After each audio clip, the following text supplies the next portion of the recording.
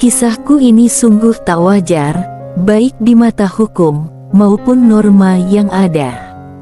Aku, yang sudah mempunyai 2 orang cucu, entah kenapa, gejolak di batinku itu timbul tiba-tiba.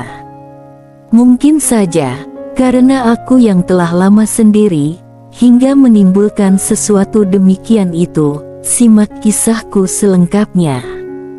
Namaku Diana, para tetangga dan pekerja di rumahku menyapa dengan panggilan Nek Dian. Saat ini, usiaku sudah 52 tahun, dan aku sudah menjanda 4 tahun lamanya, dengan 2 anak dan 2 orang cucu.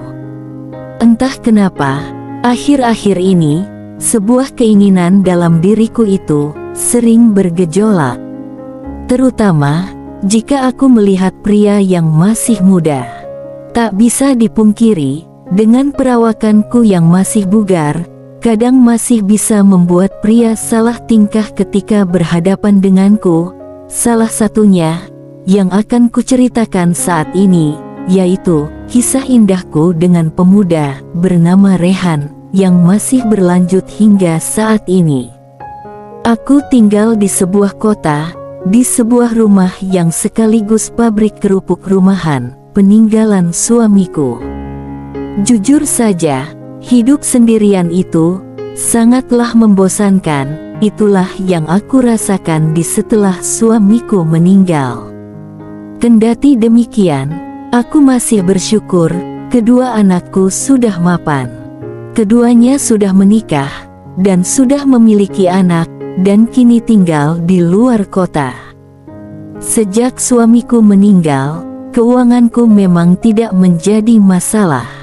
Akan tetapi, sejak itu pula, aku sangat tersiksa karena kebutuhan batinku yang tak bisa terpenuhi. Aku sangat membutuhkan pendamping yang serius. Entah kenapa, keinginan itu tak pernah sedikit pun padam, padahal tamu bulananku sudah lama berhenti. Selama ini, aku hanya bisa memendam semua itu dengan tersiksa. Namun, semakin hari, kebutuhanku itu semakin menjadi-jadi, sejak aku bertemu dengan seorang pemuda. Tepatnya, ketika seorang pemuda petugas PLN yang datang ke rumahku untuk pengecekan setiap 3 minggu sekali. Namanya Rehan, dan berusia sekitar 24 tahun. Ia sudah bertahun-tahun melakoni pekerjaan itu sejak lulus STM. Rehan memiliki postur yang tak terlalu tinggi, namun kekar. Wajahnya manis dengan kulit sawo matang khas orang Indonesia. Kedatangannya itu membuatku akrab dengannya. Dari obrolan kami, aku jadi tahu bahwa saat ini dia sedang berusaha menyelesaikan kuliahnya dengan biayanya sendiri. Dia juga menanggung beban kedua adiknya yang sedang sekolah, karena orang tua mereka kurang mampu membiayai sekolahnya.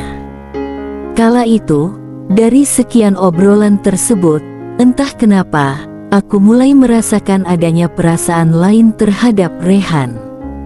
Lebih tepatnya, perasaan kagum yang sulit ku mengerti. Aku mulai memperhatikan bahwa pemuda tersebut begitu manis, dengan kumisnya yang tipis. Bahkan, yang parahnya lagi, aku mulai membayangkan betapa bahagianya aku jika aku bisa memilikinya, dan jika itu terwujudkan, ia tentunya pasti akan lebih lama dalam suatu pekerjaan itu, karena ia masih begitu muda. Hingga suatu malam, mungkin karena aku yang sudah lama kesepian, dan juga karena sudah bertahun-tahun tak mendapatkan hakku, aku bermimpi jika Rehan sudah menjadi milikku, dan kami pun sedang mengarungi samudera luas bersama. Dalam mimpi tersebut, wajahnya memang tak begitu jelas, tapi mirip sekali dengannya. Namun, mimpi tersebut tidak sampai akhir, karena aku tiba-tiba saja terjaga. Dengan perasaan kecewa, Kebutuhan yang belum terpenuhi seutuhnya membuat kepalaku jadi pusing. Keesokan paginya, dering HP-ku berbunyi. "Permisi Nek, hari ini ada jadwal kunjungan PLN, apa Nenek ada di rumah?" tulis pesan tersebut. Entah kebetulan atau keberuntungan, pesan tersebut membuatku senang bukan kepalang. Entah niat dari mana saat itu, aku merasa harus mencari ide agar nantinya Rehan bisa untuk menyembuhkan permasalahanku sekarang ini.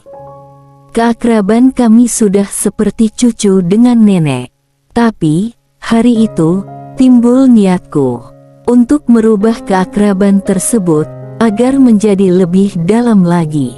Tak lama kemudian, aku mendengar suara motor Rehan yang datang dan diparkir di halaman rumahku. Selanjutnya, aku berpura-pura hendak beranjak untuk mandi. Aku pun langsung bergegas menuju ruanganku untuk mengambilkan handuk. Di usiaku yang sudah menginjak 52 tahun, aku tetap rajin merawat diriku. Aku rajin melakukan senam setiap minggu untuk menjaga penampilan dan kesehatanku. Tak ayal, di usia tersebut, aku masih tetap terjaga. Selain itu, kulit yang putih membantuku tampak lebih muda dari usiaku. Tentu aku yakin, aku dengan mudah bisa menarik perhatian Rehan nantinya. Dengan segera, aku berlari membuka pintu. "Permisi Nek," seru Rehan yang nampak sedikit kaget dengan penampilanku. Nak Rehan, silakan masuk," ujarku. Wajah polos Rehan masih tak percaya dengan apa yang dilihatnya. "Maaf ya Nak, Nenek mau mandi dulu ya," ucapku. Iya Nek, gak apa-apa kok," jawabnya dengan terbata. "Ya udah, Nenek tinggal dulu ya, kamu langsung saja cek kelistrikan di kamar Nenek," ujarku. Rehan nampaknya masih terlihat begitu canggung, apalagi fokusnya tertuju padaku. Wah, ternyata tidak yang muda, tidak yang tua, semua sama saja jika melihat pemandangan alam indah seperti ini, gumamku dalam hati. Aku bergegas ke kamar mandi, sementara Rehan, ia langsung menuju ruanganku. Aku sengaja bersih-bersih, agar aroma harum menghadirkan suatu gejolakan dari diri Rehan. Dan setelah aku bersih-bersih, aku segera menuju ruanganku. Terlihat, Rehan masih sibuk mengecek perkabelan listrik di sana, dan tak sadar aku telah tiba di sana. "Nak, lanjut saja kerjamu ya, jangan ngerasa terganggu sama Nenek," ujarku. Ia terlihat kaget saat sadar aku telah berdiri di belakangnya. Wajar saja, saat itu, hanya ada kain saja padaku, yang seakan tak mampu menyembunyikan keseluruhan dari pemandangan alam itu. Iya Nek," sahut Rehan sambil mengangguk, dengan nada yang terdengar canggung. Saat itu, aku bisa melihat, ada gejolakan dalam dirinya. Aku pun langsung saja menuju lemari, dan langsung rapi-rapi. Tujuanku sebenarnya ialah, agar Rehan melirikku nantinya. Aku yakin, ia tentu akan semakin penasaran dengan sesuatu rahasia yang demikian itu padaku. Dan rupanya, benar sekali, ia pun tanpa sengaja menoleh. Dan yang paling kebetulan adalah, saat aku sedang berganti dengan gaun malam. Aku sengaja memilih tersebut, tak lain agar Rehan nantinya mudah menyelesaikan masalah-masalahku yang telah kurencanakan. Saat aku menoleh, bersamaan dengan itu, Rehan membuang mukanya. "Nak Rehan, nanti jangan langsung pulang dulu ya, biar Nenek bikinin kopi. Nanti, kalau kamu lapar, kamu sekalian makan di sini saja. Nenek tadi pagi masak banyak soalnya," ujarku. Iya Nek, sahutnya terbata. Aku sungguh sangat yakin sekali, pikirannya sudah melambung tinggi ke angkasa, dan juga, gejolakannya pasti sudah semakin berapi-api, sehingga ia tampak tak fokus ketika saat berbicara. Singkat cerita, aku keluar ke dapur, untuk menyeduh kopi, dan meletakkannya di meja tamu. Kemudian, aku duduk di sana, sembari menunggu Rehan. Tak lama kemudian, Rehan datang menemuiku. "Nih kopinya Nak Rehan," ujarku. "Oh, iya Nek, sebentar, saya numpang kamar mandi dulu ya," jawabnya, sambil beranjak meninggalkanku. Setelah ia kembali, seperti biasa, kami berbasa-basi, dengan obrolan yang biasa. "Nak Rehan, gimana kuliah sama kerjanya, lancar kan?" tanyaku. "Lancar sih Nek, cuman agak repot kuliah sambil kerja," jawabnya, yang masih terlihat canggung. Kecanggungannya berlanjut, ketika dia memperhatikanku, dengan pandangan yang agak berbeda, yang mungkin karena kostumku tersebut, yang memang telah kurencanakan. Tatapanku memang agak lain padanya, dan gejolakan itu seakan menjadi sangat nyata. Lalu, karena gejolakan yang sudah tak mampu kubendung lagi, aku dengan nekat berkata padanya, "Nak Rehan, Nenek sebenarnya ingin membantu meringankan beban kamu, tapi Nak Rehan juga harus balik bantu Nenek juga gimana?" jelasku. "Emang, membantu apa Nek?" tanyanya dengan suara agak terbata-bata. "Tapi janji, kamu jangan bilang siapa-siapa ya," ucapku. "Iya Nek, aku janji kok," sahutnya, sambil mengangguk.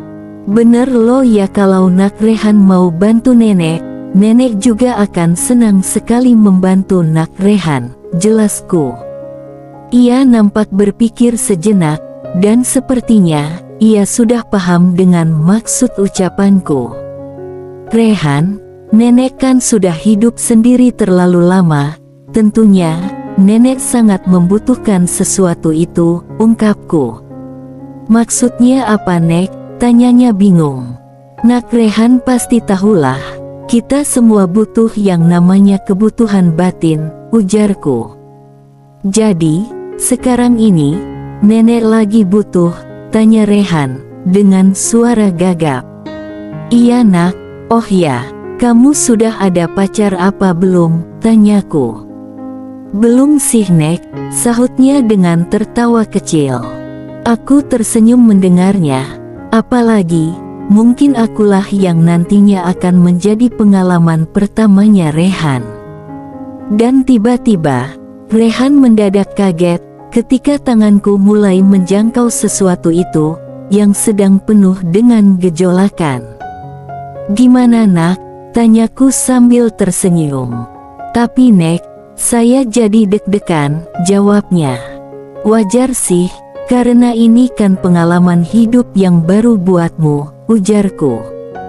Dan langsung saja, spontan Rehan semakin kaget, kalau aku memberikan sambutan perkenalan lainnya. Tapi, hal tersebut tak lama, karena selanjutnya, ia pun menyambut salam perkenalan tersebut dengan antusias. Aku bisa menebak perasaannya saat itu, yang sedang campur aduk.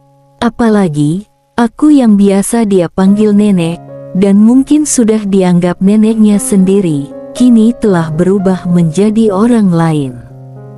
Dan pada akhirnya, kami pun sudah siap berangkat untuk mengarungi samudera yang luas. Sesuatu yang telah lama hilang dari dalam hidupku. Dengan suara nyanyianku yang menggema di setiap perjalanan, menambah semangat Rehan untuk lebih antusias menahodai kapalnya. Aku tak pernah mengira, jika rupanya ia mempunyai bakat yang istimewa. Karena terbukti, ia mampu membawa kapal tersebut berhasil berlabuh di pelabuhan terakhir. Makasih ya nak Rehan, nenek sangat bahagia berkat bantuanmu, karena selama ini nenek selalu merasa kesunyian, dan setelah bantuanmu ini, nenek menjadi lebih semangat lagi menjalankan kehidupan, ucapku. Iya Nek, sama-sama. Saya juga merasa sangat bahagia, karena inilah pengalaman hidup terbaik yang saya miliki, ucapnya. Memang, ia masih terlihat polos, tapi ternyata ada potensi yang tak dimiliki pemuda lain padanya. Dan tak kusangka, semua masalahku selesai berkat bantuan dari orang yang kuanggap cucu selama ini. Sejak saat itu, ia jadi sering berkunjung ke rumahku, bahkan saat ia tak lagi bekerja.